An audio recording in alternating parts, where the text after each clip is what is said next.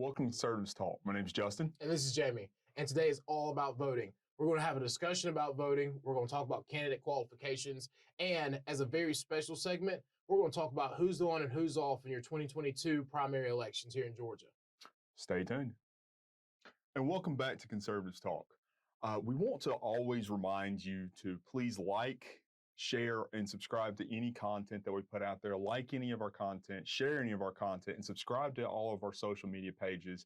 We're on everything across the entire spectrum. In addition to that, if you would please, if you're able to, go to conservativestalk.org. It's spelled out right behind us there.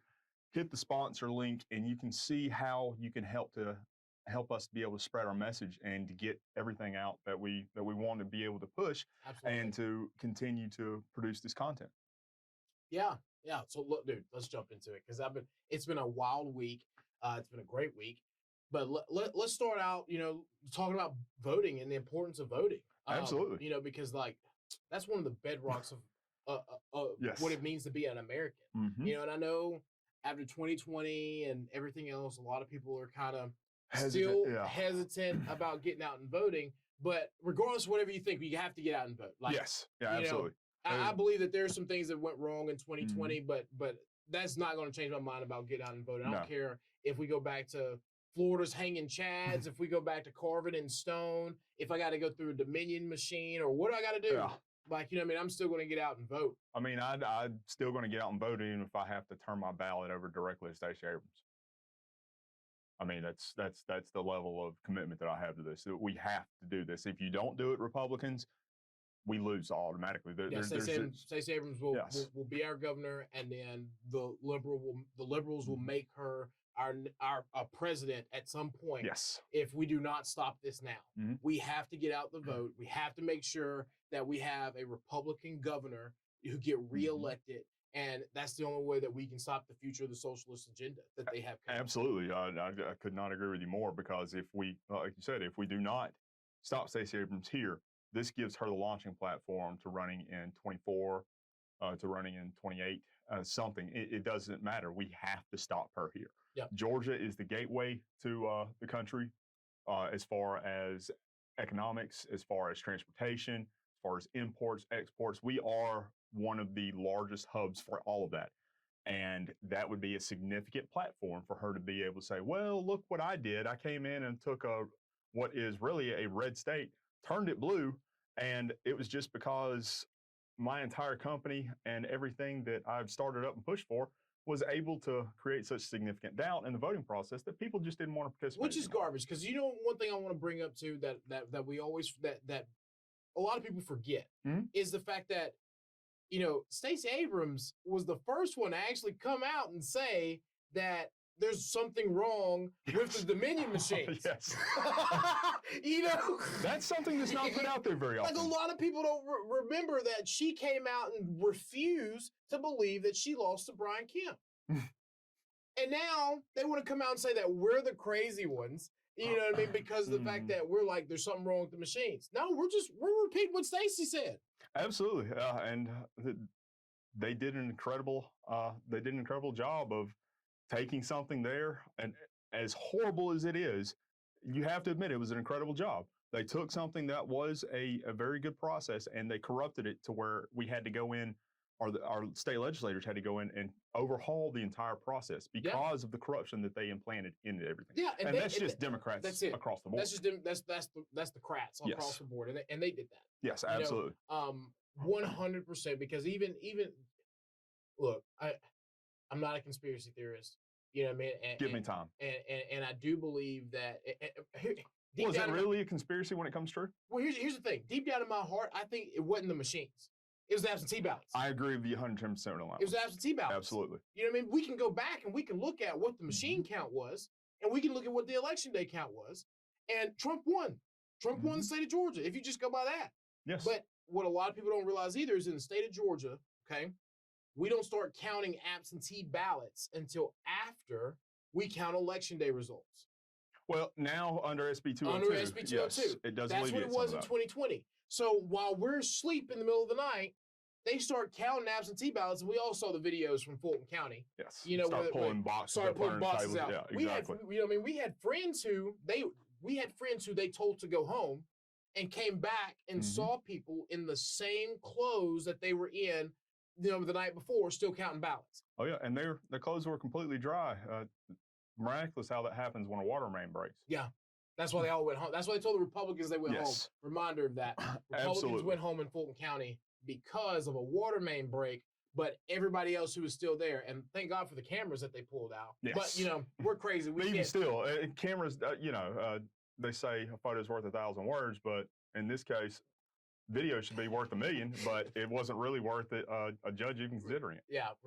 But so let's jump into a little bit of something on that, kind of something that you hear all the time, and is something that, if you think about it, makes more sense than anything else, and it's that elections have consequences. Yep, absolutely. And that's something that we are seeing. That we might potentially see in 2020. We already witnessed. Yes, exactly. Particularly when in 2018, when we elected our so smart Secretary of State.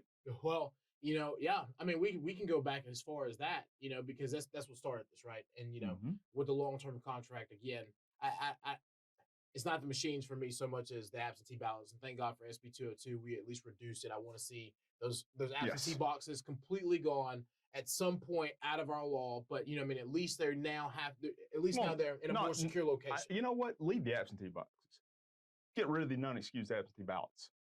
You get rid of the non-excused absentee ballots, there's no need for absentee ballots. Agreed. I agree with that. But the only reason why I say non-excuse, it's not even really non-excuse to me is, I think about the person who did it because they didn't know that they could take off of work. You know what I mean? Mm-hmm. I feel that those people do have a right. Now, what I do agree with is, well, that just means we need to do a better job of educating. We need a better job of educating, right? Mm-hmm. But what fixes that, if they do have the non-excuse absentee, is the fact that they now have to put a number there. They have to put their social security number, a voter ID number, something of that nature that's registered with the state. That alleviates my woes of someone illegal and Joe Biden's aircraft carriers dropping people off. You know what I mean? Yeah, that's we're gonna do that segment later. Oh yeah, that's another sensitive and very sore subject. Yeah. But so the reason why we bring up election to have consequences is because of some of the policies that we're seeing now. And if we take a look at something else that or at least that we're seeing that made recent history, we had a sitting member of Congress removed from all committees, and essentially just had her assigned to where all she could do was vote on pieces of legislation that came to the floor. But there is a narrative that's being pushed out there that she has no power, authority, or anything along that line, which is 100% absolutely incorrect. But it's also interesting to note that these people seem to have the idea that because somebody or a Republican is not sitting on a committee, that they are ineffective and essentially have no sway or anything along that line. That's an issue that I would really like to kind of flesh out a little bit more, because it's something that a lot of people are very unknowledgeable and undereducated on. When a party is in the majority, they're the ones that place the seats. They have an ultimate majority on every single committee, whether either it be in the state house or in Congress. I mean, especially here in Georgia, this is something that applies to both positions on this. Thankfully, Georgia has not removed anybody like that, just based on party lines and party ideology, but they have done in Congress. But I think it's something that we can address and kind of bring a little bit more light on and educate a little bit more. Well, this is true. Because here's the thing, when just as well as I do, whenever you have the majority, unless there is some I will say compromise or some actual goodwill, that is a true goodwill effort, right? I'll bring up something that just recently happened. Okay, it took 104 years for the United States Congress to actually say that lynching was illegal and wrong. Yes. You know what I mean? Right. It was voted on by everybody. Okay, like that's a recent example of where everyone can say we all agree. Unless it's something like that. And that's a good example of actually one of the things that you never see or come up. A true bipartisan movement and effort. Well, that's the other thing. And it goes on both sides. That's the other thing. It relates to both sides. Because the reality is, like, there's some things that are done that we don't talk about, that that a lot of people don't talk about because they're bipartisan. It doesn't fill the news feed. You know, the only thing that really fills the news feed is all the things that are either one way or the other. Yes. You know, they want to talk about, like, not being on committees. They want to talk about, you know, who's doing antics, or like what we talk about. You know what I mean? Like call them a match in the chair. Yeah. You know what I'm saying? Like we only talk about like the partisan things, but there are things that are being done that are bipartisan. Well, I'm not talking about right now. Okay. Because historically, yes. Historically, yes. You know, nowadays, no. Which leads me into, you know what I mean, kind of the similar issue that we're seeing right now. Like, correct me if I'm wrong, but this is the first time, or the only time that anyone's ever been removed from a committee. Well, and so I think it might have happened one time. No, there have been a couple instances throughout history. However, it has never been based on party lines and without either a crime being committed or the accusation of a crime being committed or the adjudication of a crime that had been committed. Well, without it being related to a crime specifically with that. Correct me if I'm wrong on this too. When those situations happen, that person was already on a committee and then they were removed. Yes. Versus like not being placed. Yes. You know what I mean? That's what I mean, right? Like this is full out party warfare. Oh, yeah, you know what I mean? Unquestionable. The last couple of years, really and truthfully, since 2018, in my mind, we've been in a full out civil war. Pretty much. So you know, like one of the reasons why I want to bring this up is because the notion that I was saying or that I was talking about earlier, the fact that the belief is that if you are not sitting on committees, then you have no influence whatsoever. Well, that's 100% untrue, particularly when you're in the majority party. Because you are in the majority party, everything that you are going to put forth and put through is going to come out of committee because you sit in the majority of the committee. You have, say if there's, for example, 9 members that are sitting on a committee, or we'll call it committee XYZ over here. Well, 4 of those members are going to be the opposing party, and 5 of those members are going to be the majority party. Well, everything nowadays is voted on party lines for 99.9999% of everything. Yeah, most of them don't even have to be there for the vote. Exactly. Yeah. Yes. Well, for committees a little different, but yes. But anyway, so anything that comes out of committee is going to come out from the majority party. They do not have to listen or take anything into account from the other party. Absolutely. You can sit there on that committee and hammer the majority party, tell them everything that they are doing wrong with this, and it still would have no effect. It's still coming out of that committee exactly the way the majority party wants it, regardless of anything that comes on there. Yeah, look, so you're weird like I am. So I can say this. Well, I appreciate that. Our viewers don't do this like we do. Yeah. But like I watch a lot of C-SPAN. You can see these on C-SPAN. You can watch these committee hearings on C-SPAN 1, 2, and 3, depending on what your provider is. And you know, I go to weird meetings like yesterday. I went down to the Georgia Assembly and sat through the finalization of the state budget. No one does that, but people like us. You know what I mean? I took off work. That's his vacation, folks. Took off work to go watch the finalization through the appropriations committee of the budget, right? But all that's fine and dandy. But like you're saying, what really matters is the vote on the floor. Well, yes, exactly. What really matters is the vote on the floor. Yes. Because when you get out of committee, if you're not voting on the floor, or if you're not present for the vote on the floor, that's where things get really hairy. Yeah, especially, well, I'm not entirely sure of how Georgia does it, so you might know a little bit better than I do, but does Georgia allow for proxy voting? No comment. I'm not going to say anything on that. Okay. Well, if state legislators that are watching this and have seen this, if you don't put it out before we do, we take a look into it and find out, let people know in the comments, and, you know, this is an educational opportunity. Tell your constituents. Yeah. So, but yeah, it's been extremely interesting to see this narrative develop and to try and really be pushed, particularly against the sitting member of Congress right now. And I think that it's something that people are just unaware of and that are a little undereducated on the opportunity and everything along that line. That when you're in the minority party, you have no say whatsoever on anything. I mean, it doesn't matter what it is. I mean, they could be voting to continue or to come out and execute every single person whose last name ends with A, and the majority party we'll get out of committee. we'll get it out of committee regardless, without any amendments, without any changes to it or anything along that line, and push it right onto the floor. If one of the members does not get out there and have the ability to actually put people on the record, then it could be a real issue, particularly especially in Congress and allowing for the voice votes.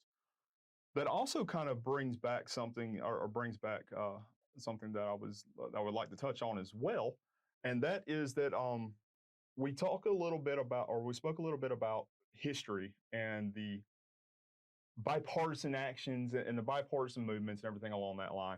So I got to ask you a question. Do you think that anything passed that is considered quote unquote bipartisan in this time and age is really bipartisan?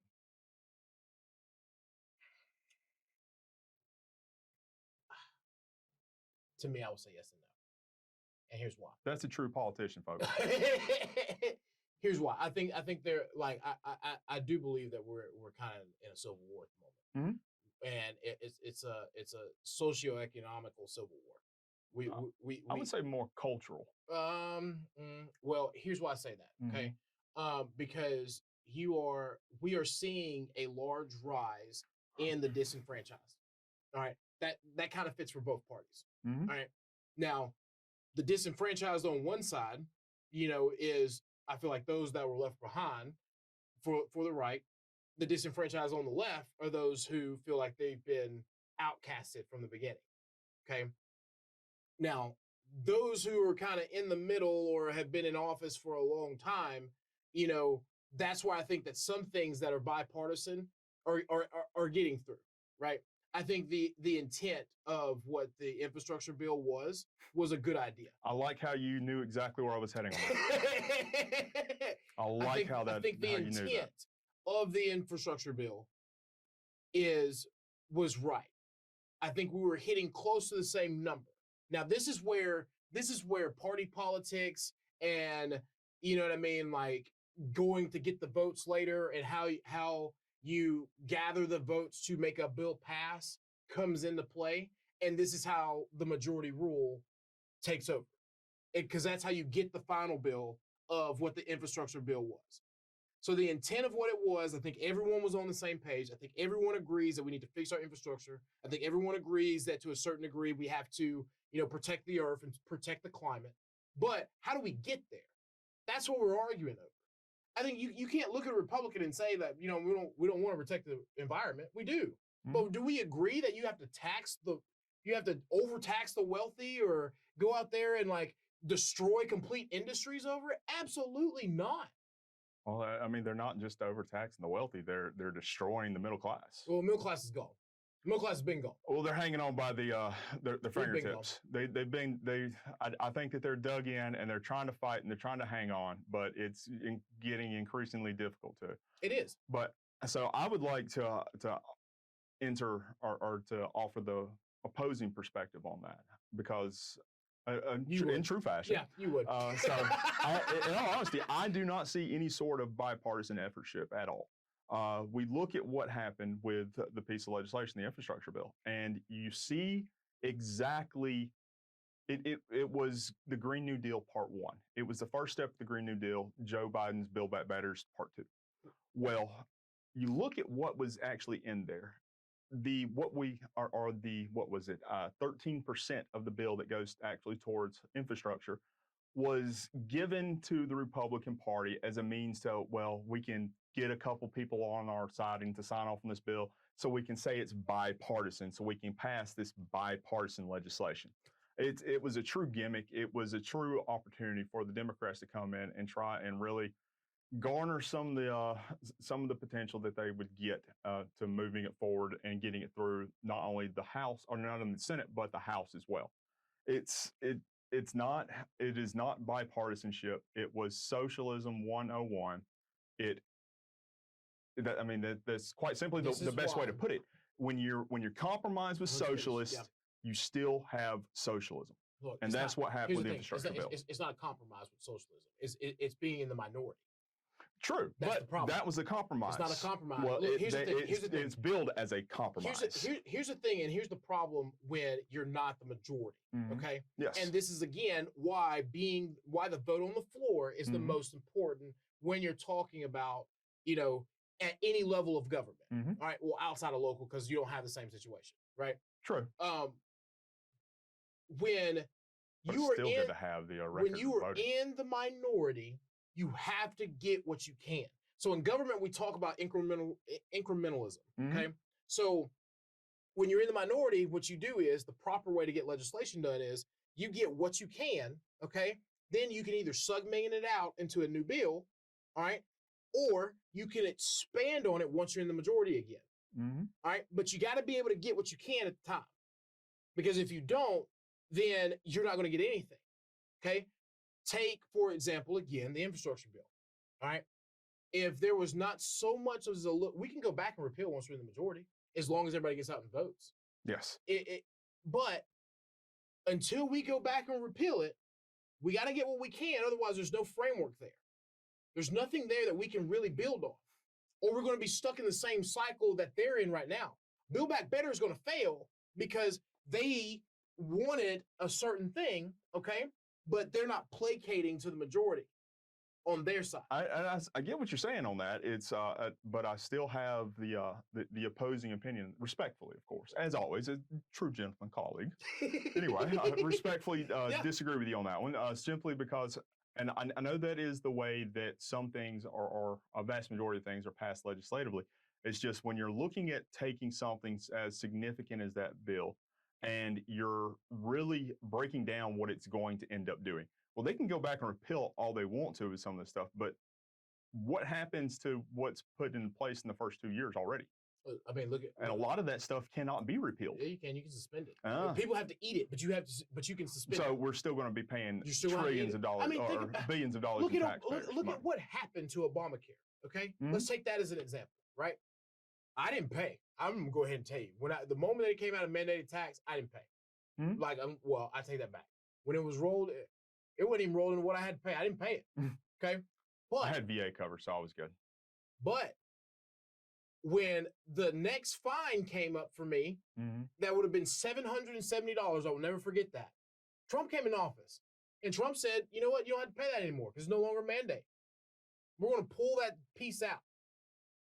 So there's certain parts of legislation that that's just part of it. That's why people have to get out and vote. That's why people have to get out and vote.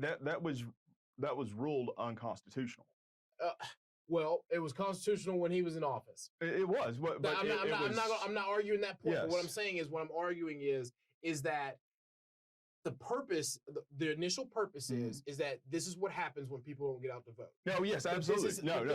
But this is elections have consequences. Elections have consequences, and this is how politicians can still help the people, even though we as citizens or anyone else knows that what's getting ready to happen is not in our favor.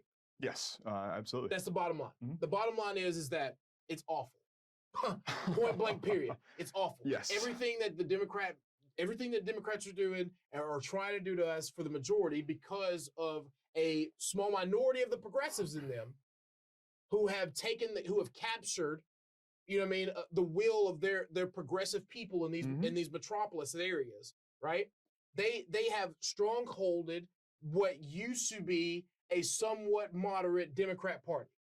Yeah, right? Absolutely. And because they have done that, they're making those in the middle and all of us on the right suffer.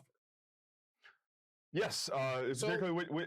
I mean, that could go into a whole new area that we could cover with things, especially in relating to money and politics, and campaign financing, and that sort of area, because you never really saw that until you started seeing a lot of the the darling members of Congress that all of a sudden got all this notoriety, and then they started getting a lot of money, and then they started really being able to flex that muscle that they're receiving. I mean, you had people that were refusing to pay the membership dues to their parties until the parties started getting in line with what they were wanting. Yeah. Well, that's how it's supposed to be. Yes. You know what I mean? Like the parties that we have now survive the test of time because of the belief system in it. You know what I mean? Like before too long, it will be the conservative party. Like, you know, careful, you're getting close to the argument that I was making the other day. Look, it's forever evolving. Okay, it's forever evolving. You know, the banner's only changed once. Several times. No. What's inside the banner has changed multiple times. The banner has only changed once. We'll agree to disagree. Yeah, exactly. But we'll leave it at that. I think the point that we can both kind of come to a conclusion on that I feel like we're both really making is, if you have to get out and vote, you have to get out and vote, regardless of whatever you think, whatever you like. And I hate to put this on Northwest Georgia, but if when the shoe fits, if Northwest Georgia had just come out and voted in the same numbers that they did in November that they did in January, we wouldn't be in this situation. No, we really wouldn't. We would not be in this situation. And as we've said before, we do attribute a lot of that to Democrats and MAGA hats. But it doesn't, I say it doesn't matter. It doesn't matter in the context of 2020 because you still have to get out and vote. You still have to do a civic duty. It's your it's not a civic duty or anything along that line. It's an absolute obligation. You have to do it. If you are a citizen or a contributing member to the society, you have to contribute to this process, especially when we see a lot of things that are going on. And when we come back, we'll touch a little bit on some of those, but we don't want to go too deep into it because for next week's episode, we're actually going to bring in a very special guest, some that I'm sure a lot of y'all have seen and had experiences with, favorable, of course, but he's somebody that's an absolute expert in this. Yes, he's an absolute expert in this entire process, and somebody that can give us an unmatched insight into a lot of these things going on. And so stay tuned, and we'll touch on the subject a little bit. And when we come back, we'll expand a little bit more. All right. Welcome back. And as always, remember to like and share all of our content, as well as subscribe to our pages. And, again, remember to go to conservativestalk.org, and at the top, click the sponsor button and sponsor our content. That's the only way we can get it out to you. And so, yes. So we want to give you a little information in case anybody that's watching out there has the inclination or feels led to really jump into the political process and take the plunge, as we like to call it. Yeah. So similar to polar plunge. Exactly. Yeah. A good friend of ours, David Goldenshoe, and I'm sure he's most likely listening to this one. Yeah. He always liked to say that there's only one great day when it comes to getting into a campaign. That's the day that you announce, because the rest of it's downhill from there. Yeah. I wholeheartedly disagree. I think it's a roller coaster ride. There are a lot of ups and downs, a lot of good times and bad. Absolutely. But in all honesty, it's a necessity.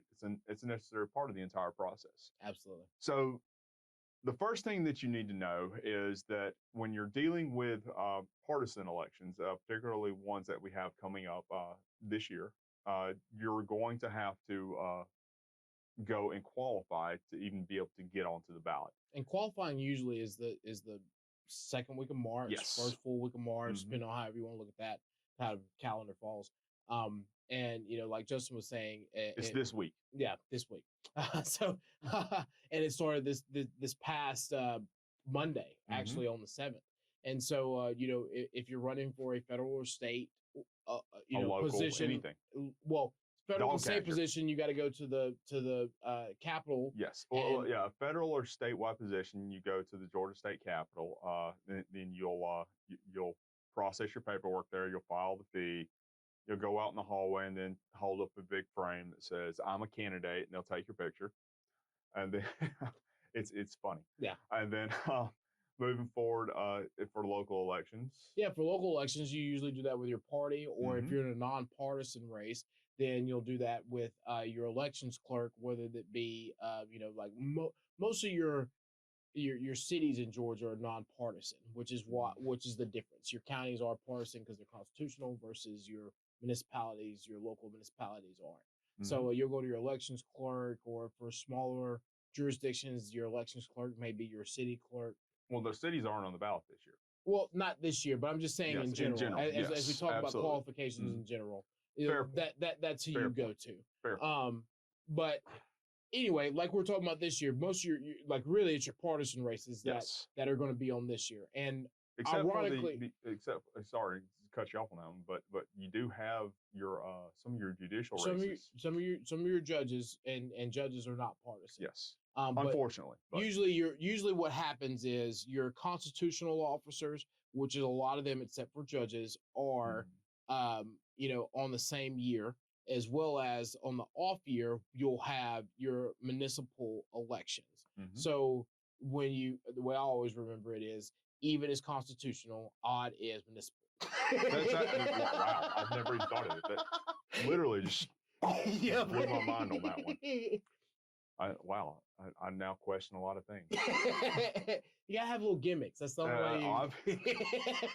Well, being caught up in the process, I just think when my job's the hardest is when that's the election years I need to worry about. When my job's the easiest, that's when I don't need to worry quite so much. Exactly. So remember, your state house reps, your state senators, your governors, your federal house reps, all those are going to be usually on your even year numbers.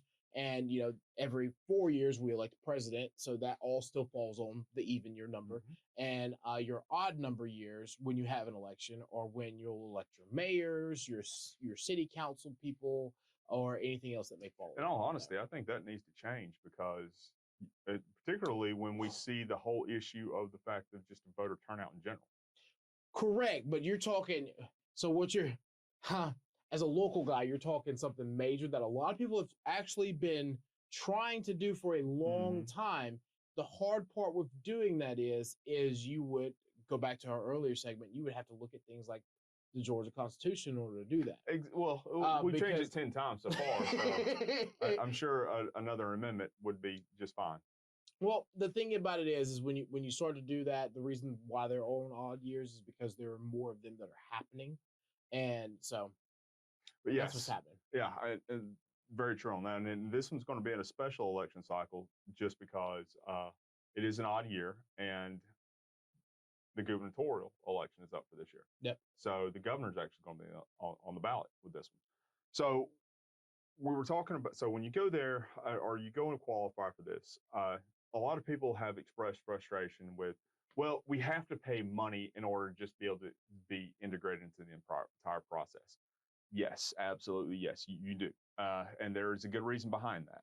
So the good reason behind that is because it takes money in order to run an election. It takes more than just what taxpayers pay in order to be able to do this. Correct. I mean, we're talking millions upon millions of dollars across the entire state. These qualifying fees are help to offset some of these costs. And that's how, especially in the state of Georgia, that's how we get around not raising taxes. Yes. So by having candidates pay for it to qualify to run, you're essentially giving the taxpayers a tax break to make sure that we're not paying to have all the upgrades, all the poll workers, all the election board people, everything that's needed in order to host an election. Exactly, and that's a very significant point. It's very profound that we are one of the states that at least say that if you're going to get on the ballot, then you're at least going to put some of the costs on. Yeah, because it's not on the people's choice. You're the one who chose. Yes. You know what I mean? Made the decision. You made the decision that you actually want to come in and represent the people in your area, and not to burden you, but as a responsibility to be their representative, you should fit the bill to help pay for the election process. And I like the way that you phrase that, the responsibility. That's quite profound. Because that's what it is. I mean, it's a responsibility. You know, once you become a representative of any kind, you're taking on the responsibility to represent your area. And we've seen it beforehand to where some elected officials don't represent their area, or a lot of candidates who are trying to represent don't represent their area. And so that's when we have people. We've seen a lot of those here in this area. Yeah, that's when you have people who come in, or people who are new to the political process come in and get elected. Yes. And that is because they are representing the values of the people of that area. Yes. Although I will say that we do need some reform on the process of getting on the ballot. Georgia has one of the highest difficulty levels, and this was done via research in 2018, I believe, to where it has the highest the highest difficulty rating to be able to get on the ballot, just in general, if outside of a party. Yeah. Because if you're not running on a party ticket, if you're trying to run as a third party, or just somebody that's just wanting to run in general, just as an off brand, you then have to go just for a congressional race. We'll take that.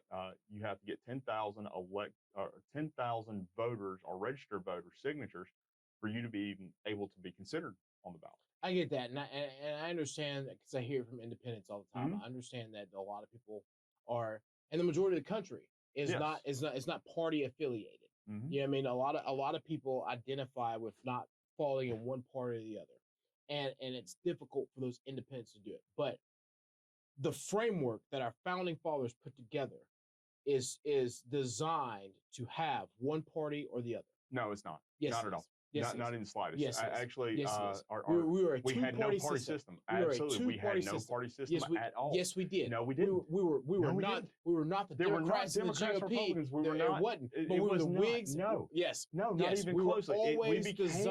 We became that system. I disagree. Just because we as human beings fall under two camps. I disagree. I mean, let's take Lord of the Flies as an example.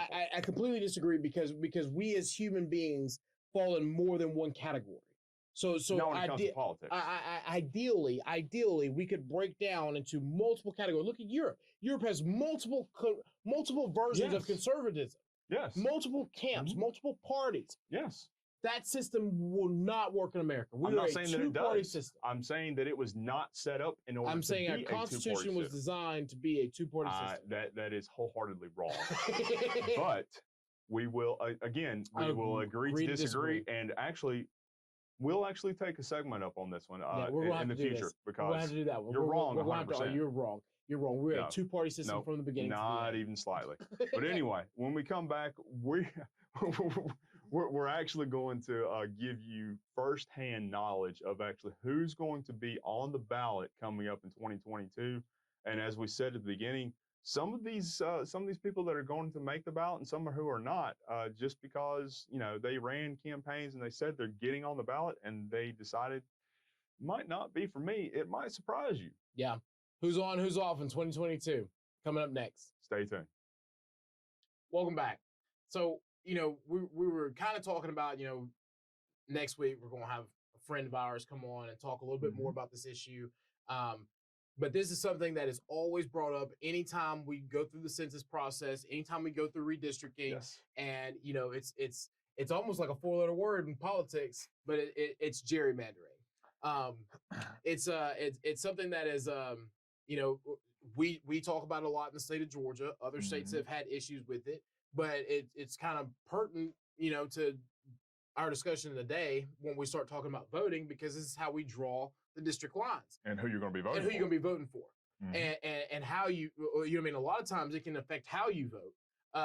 So, speaking of that, recently, I think it was earlier this month, March 7th or something of that nature, the Supreme Court actually came in and said that there are two cases that have been going on, and the Supreme Court 3 really, if you count Alabama.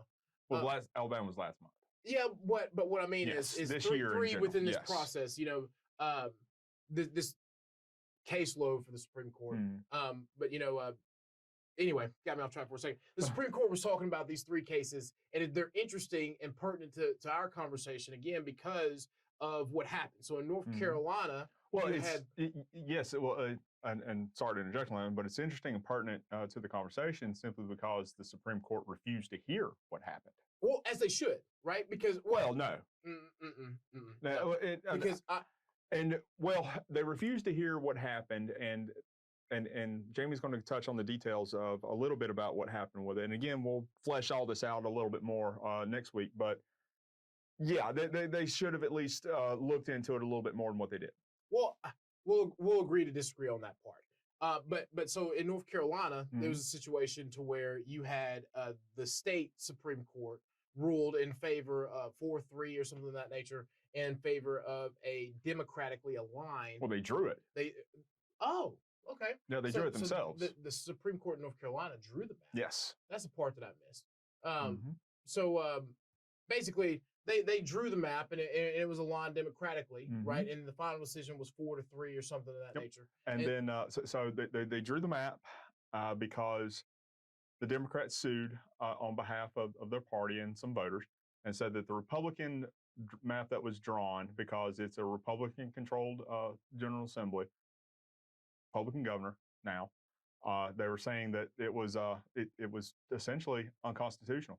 And so the Supreme Court chose to draw the map, which the state Supreme Court. State Supreme Court chose to draw the map, which is see here's my thing. And they have partisan elections for the state Supreme Court too. So it was 4 Democrats that drew the map. Interesting. I didn't realize that about North Carolina. Pennsylvania was similar, but a little bit different. Yes. Because of the fact of you had a Republican assembly, but a Democratic governor. Yes. And the Democratic governor refused to actually sign the map, which would have, in a sense, kept a stronghold Republican state legislation. It would have made it a lot more evenly split as opposed to what the Democrats ultimately ended up doing. Yeah. Okay. We'll say that. Yeah. Well, I mean, essentially, that's what it was. Well, because here's the thing about gerrymandering, right? Like, across the board. Let's call it what it is: political gerrymandering, because gerrymandering can also be upon the basis of race and everything else. So it's political gerrymandering. It's political gerrymandering. It's based upon party lines, not of any other factor. Yes. But in the day and age that we're in, it don't matter what party you're in. If you're the party that's in control during the political process of the census, yes, you're going to get accused of gerrymandering. Exactly. We've had that come up twice now in Georgia. It's interesting to see how it's interesting to see how it happened in North Carolina. I'm really interested in the Pennsylvania situation because of the fact that you can, when the governor refuses to sign the map, but then you kind of go into this whole process of outside organization, a group comes in that was pretty much picked by the governor and the Democratic Party. No. So it was picked by the Supreme Court, which is a Democrat-aligned Supreme Court. And then it's also a Democrat-aligned. Well, okay. You know what I mean? Because their state Supreme Court is aligned with the party. We'll call it what it is. We'll call it what it is. You know what I mean? Like, I can't sugarcoat that. I'm trying to split hairs. Yeah. That's just like, it would have been favorable to the Republicans up there, but the Democrats didn't like it. The governor refused to sign. All right, I'll allow it. It's just an interesting concept of how, because a party didn't get what they want, all of a sudden you're radical, racist, you're gerrymandering, you're suppressing votes. It's the same conversation that we continue to have across the entire country when it comes to Democrats not getting what they want. Yeah, and if you're not a Democrat, you are all of those things. Just always remember, if you're not a Democrat, you are all of those things. No matter if you're black, white, blue, yellow, if you don't vote for Joe Biden, you're not black. Exactly. You know what I mean? If you do anything that Democrats don't like, you're racist, or Uncle Tom, as they say in my case. Yeah. It's the same story over and over again. Now, I will say this, before we take our next break, I am in favor of the Supreme Court not hearing this, because this is something that is supposed to be done at the state level. The states are supposed to draw the lines. The states are supposed to handle the decision. I look forward to changing your mind next week. This is going to be another one of those debates. Yes, I will look forward to changing your mind next week, and we'll have our special guest on. And I don't know where he's going to land on this issue or on side with this. I may be getting teamed up on with it, but State rule. I'll take you both to the House, and it rule. is a state rule. We really only need It's the federal a government. process within the state. We only need this federal government for infrastructure and military. And you're absolutely right. That's the only thing I should be taxed on. That is not what I'm saying with this. I'm saying that the Supreme Court had the opportunity to take up the ruling or take up this case to rule on the process that was taken inside the state, because again, none of these states allow, none of their state constitutions allow for what happened. But when we come back, we will get into the issue that I'm sure you're all waiting for and you stuck around for, is the who's who on the Republican primary ballot for 2022. Here's what I've been waiting for the whole show. Exactly. Who's in, who's off? 2022 primary. Stick around. Welcome back, everybody. And here it is. It's who's on, who's off 2022 Republican primary. It's kind of, everybody's been kind of waiting to hear it. Everybody's been talking about it. Where's everybody going to whine? Whose feelings are going to get hurt? Whose feelings are going to get hurt? Who's mad? Who's not? Who's surprising everyone? Yes. And it's now I support the entire process of challenging legislative figures, but come on, let's be honest. Some of these moves were dumb. We're not going to go into which ones, but dumb. Some things I just never understand. So let's start at the top of the list. We'll go into the most powerful office for the state of Georgia. For the governor. Look, I'm about to shock some people. Some people know this about me. Some people don't. But here's the thing. It's like draft day, and I am Team Kemp. I'm going with Brian Kemp for governor. And here's why, man. Like, I like David as a senator. I think he did a great job as a senator. I am somewhat disheartened him running for governor right now.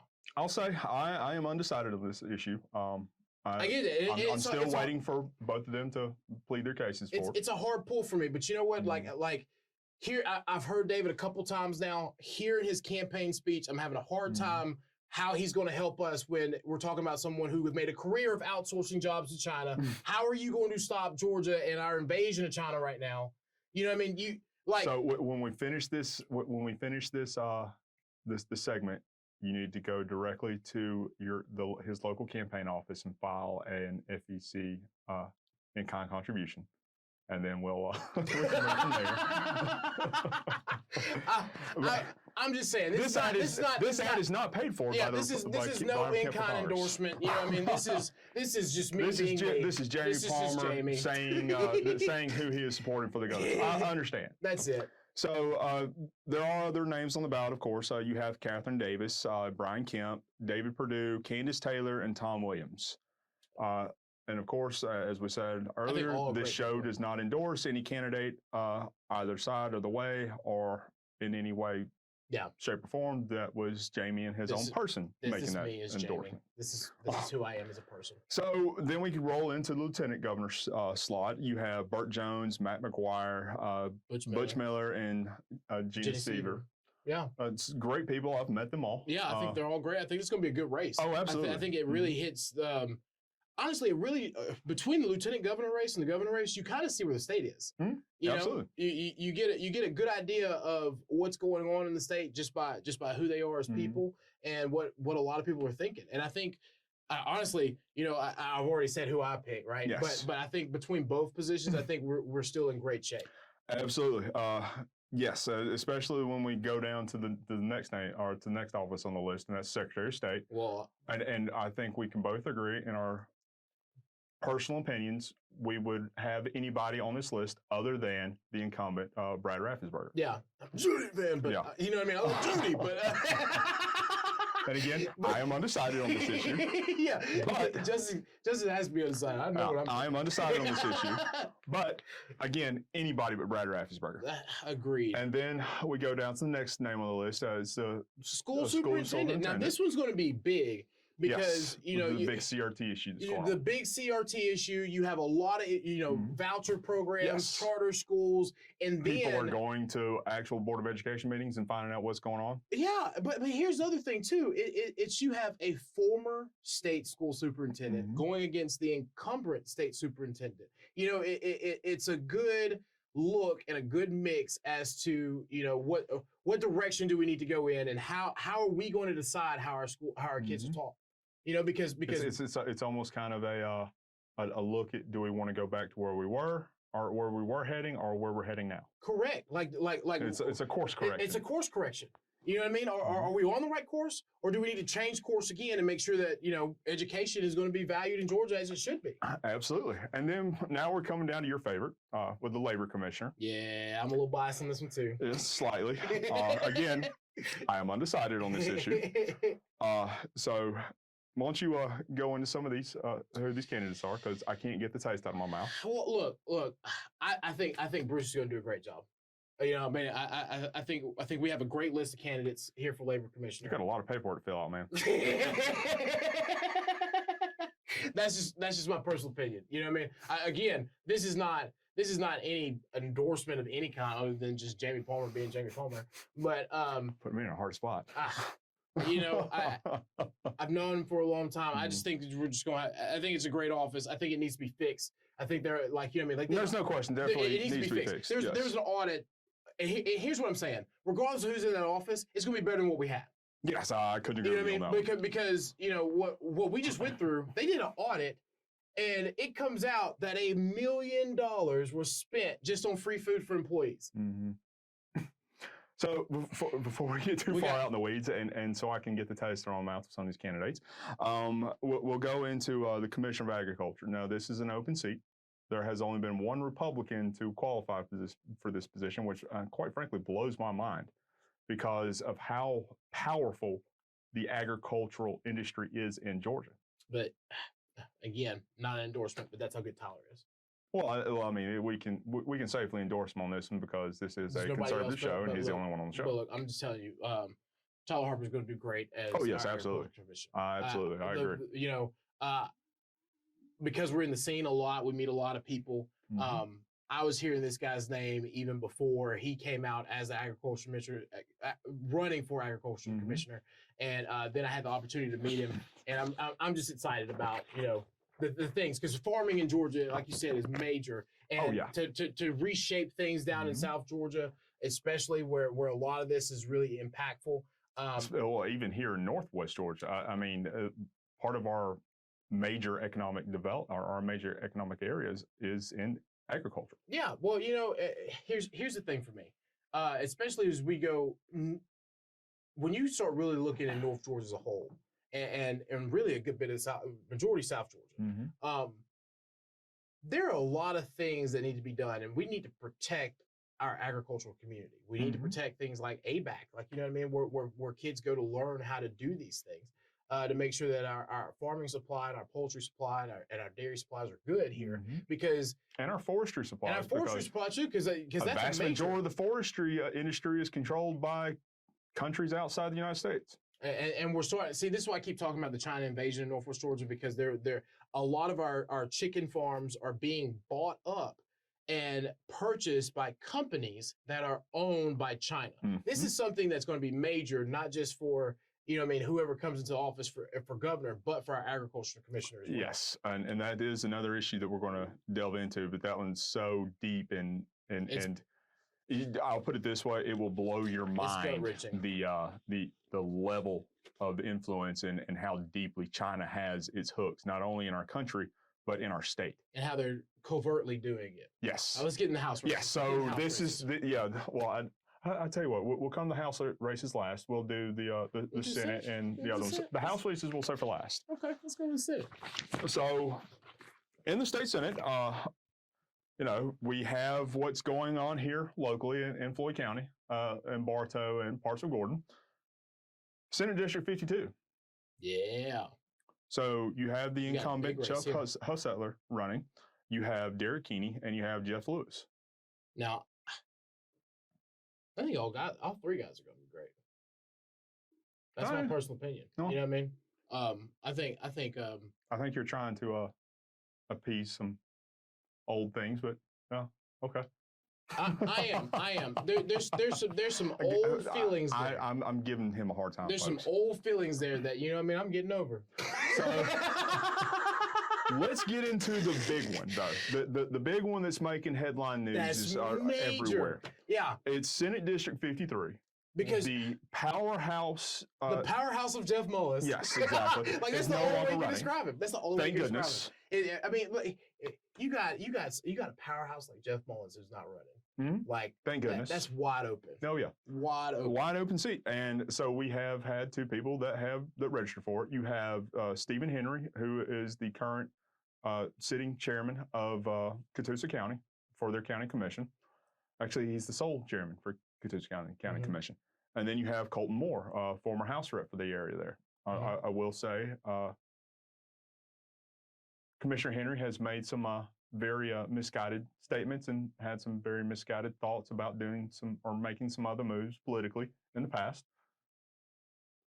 And I will say, personally myself, and this is just me saying this, I am 100% a Colton Moore fan, 110% across the board.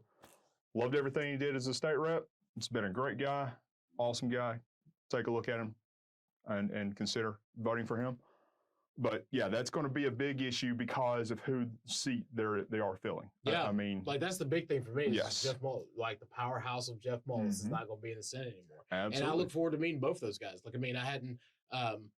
I've met Steven face to face for the first time the other day. And I know both of them. Yes. And I look forward to talking to Colton and figuring out what his views are, and then seeing getting to know both of them. Absolutely. So then we come into Senate District 54, and you have the incumbent Chuck Payne there that is being challenged by Doug Keener. Not going to touch on that one very much because it's a sore topic for me. Well, I mean, I know Doug's a great guy. I'll leave it at that. I look forward to meeting Doug. So let's get into the House.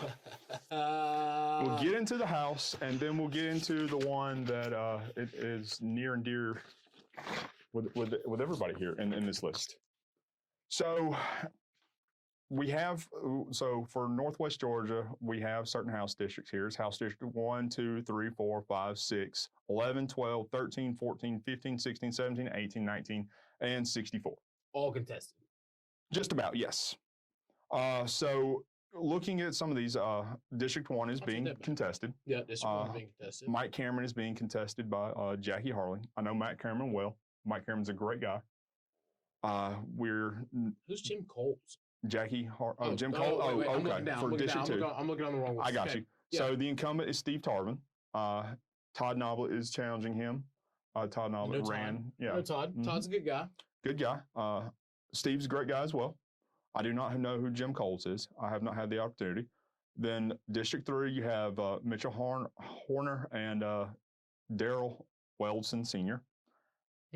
I feel remiss in saying I have not been able to meet either one of those or had the opportunity to look forward to it. I look forward to that as well. And then we come to District 4, one that I am happy to see personally. Yeah. We have a young man by the name of Nick Voles, and I'm not even going to stomach saying the name of the incumbent that he's challenging. I don't know anything about that, but I met Nick a few weeks ago. I think he's a great guy. Oh yeah, I would highly encourage you reaching out to Nick Voles. So then we come to District 5, Matt Barton. Matt's a great guy. Yeah. Gordon County, great, outstanding guy. Then we go to District 6. We have Lee Colker, who I've not had the opportunity of meeting, is trying to challenge Jason Ridley. Jason's a great guy. Absolutely great legislator, very like-minded in everything that we do. And this is rare. We're agreeing. Honestly, probably one of the funniest legislators I've ever met. Yeah, we're agreeing on a lot of these. I'm with you on that. I like Jason too. And then we go into District 11, Rick Jaspers running unopposed. Yep, good job. Then we come back here in our home county, District 12. Eddie's being challenged by a man named Robert Watson. I don't know who Robert Watson is. I know Eddie very well. I do too. Eddie's great. Fan. Personally, I'm going with Eddie. Yep. And then we're going to District 14. Mitchell Scoggins is running unopposed. Mitchell's good. Great guy. District 15 is Matthew Gamble, Cartersville. Great guy again. Yep, like Matthew. District 16, Trey Kelly is being challenged by Scott Richards. Yeah. Trey's a great guy. Yeah. I've always had great opportunities with him. Trey. There were several allegations, but yes, exactly. But I won't get into that. If there were really issues there, it would have been fleshed out more. Agreed. And then we come down to District 17. We have Martin Monahan being challenged by Neil Wolin. I like Martin very well. I actually graduated with Neil. Neil's a very good friend of mine, and I'm staying out of that one. Yeah.